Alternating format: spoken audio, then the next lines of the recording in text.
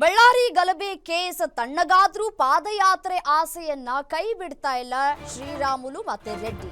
ಗಣಿಧಣಿಗಳ ಪಾದಯಾತ್ರೆಗೆ break ಎನ್ನುವಷ್ಟರಲ್ಲೇ ಹೊಸ twist ಸಿಗ್ತಾ ಇದೆ. ಈಗ ಬಳ್ಳಾರಿ ಟು ಬೆಂಗಳೂರು ಪಾದಯಾತ್ರೆಗೆ ಸದ್ದಿಲ್ಲದೆ ಹೈಕಮಾಂಡ್ ಭೇಟಿಗೆ ಪ್ಲಾನ್ ಅನ್ನ ಮಾಡಿದ್ದಾರೆ ಬಳ್ಳಾರಿ ಗಣಿಧಣಿಗಳು ಅನ್ನುವಂತಹ ಮಾಹಿತಿ ಸಿಗ್ತಾ ಇದೆ.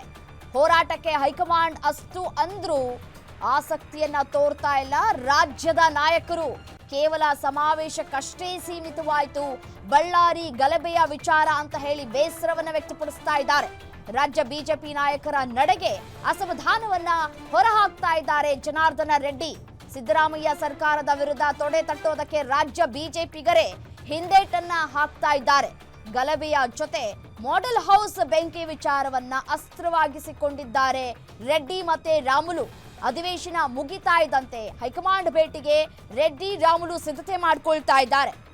ನಿತಿನ್ ನವೀನ್ ಮುಖಾಂತರವೇ ಪಾದಯಾತ್ರೆಗೆ ಒಪ್ಪಿಗೆ ಪಡೆಯೋದಕ್ಕೆ ತಯಾರಿಯನ್ನ ಮಾಡ್ಕೊಳ್ತಾ ಇದ್ದಾರೆ. ದೇವ್ರು ವರ ಕೊಟ್ರು ಪೂಜಾರಿ ವರ ಕೊಡಲ್ವಂತೆ, ಆ ರೀತಿ ಆಗ್ಬಿಟ್ಟಿದೆ ಇದೀಗ ಇವರಿಬ್ಬರ ಪರಿಸ್ಥಿತಿ. ಸೊ ಹಾಗಾಗಿ ಗಣಿಧಣಿಗಳ ಪಾದಯಾತ್ರೆಗೆ ಸದ್ಯಕ್ಕೆ ಬ್ರೇಕ್ ಹಾಕೋದಕ್ಕೆ ರೆಡಿ ಇಲ್ಲ. ಹೈಕಮಾಂಡ್ ನಾಯಕರು ಒಪ್ಪಿಗೆಯನ್ನ ಕೊಟ್ಟಿದ್ರೂ ಕೂಡ ರಾಜ್ಯ ನಾಯಕರು ಮನ್ಸು ಮಾಡ್ತಾ ಇಲ್ಲ ಪಾದಯಾತ್ರೆಯನ್ನ ಮಾಡೋದಕ್ಕೆ. ಈಗ ಬೇಡ, ಪಾದಯಾತ್ರೆ ಮಾಡುವಂತಹ ಅವಶ್ಯಕತೆ ಇಲ್ಲ, ಈಗಾಗಲೇ ಈ ಒಂದು ವಿಚಾರ ತಣ್ಣಗಾಗೋಗ್ಬಿಟ್ಟಿದೆ. ಬ್ಯಾನರ್ ಅಳವಡಿಕೆ ಮಾಡುವಂತಹ ವಿಚಾರಕ್ಕೆ ಸಂಬಂಧಪಟ್ಟಂತೆ ನಡೆದಂತಹ ಗಲಾಟೆ, ಓರ್ವನ ಸಾವಾಗಿತ್ತು. ಅದಾದ ನಂತರ ಗೆಸ್ಟ್ ಹೌಸ್ಗೆ ಯಾರೋ ಕಿಡಿಗೇಡಿಗಳು ಬೆಂಕಿ ಹಾಕಿದ್ರು ಅಂತ ಹೇಳಿದ್ರು. ತನಿಖೆ ಸದ್ಯಕ್ಕೆ ಸಾಕ್ತಾ ಇದೆ ಯಾರು ಬೆಂಕಿ ಹಾಕಿದ್ದು ಅಂತ ಹೇಳಿ. ಈಗಾಗಲೇ ಒಂದಷ್ಟು ಜನರನ್ನ ವಶಕ್ಕೆ ಪಡೆದುಕೊಂಡು ತನಿಖೆ ಸಾಕ್ತಾ ಇದೆ.